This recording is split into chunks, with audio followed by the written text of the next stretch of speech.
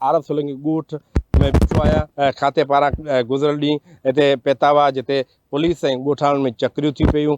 Main national highway Sujawal Thatta road block कयो वियो। उन सां गॾोगॾु बगाल मोरी ऐं ठटो रोड उहो ब्लॉक कयो। ॿ रोड लॻनि था उहो बंदि कया विया हुआ।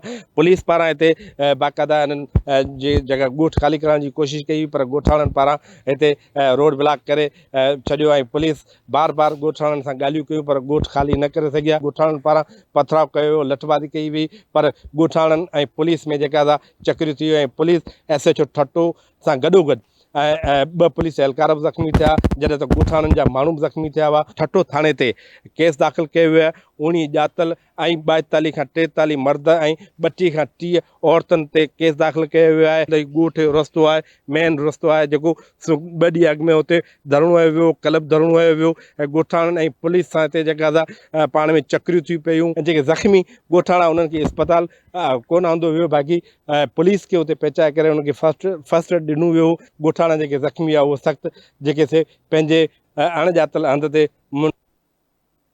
मुंतक़िल थी विया आहिनि। ॻोठ हिन वक़्तु समूरो ख़ाली आहे। कैमरामैन नज़ीर छोटो सां गॾु रहमतुल्लाह छोटो, धरती TV ठटो।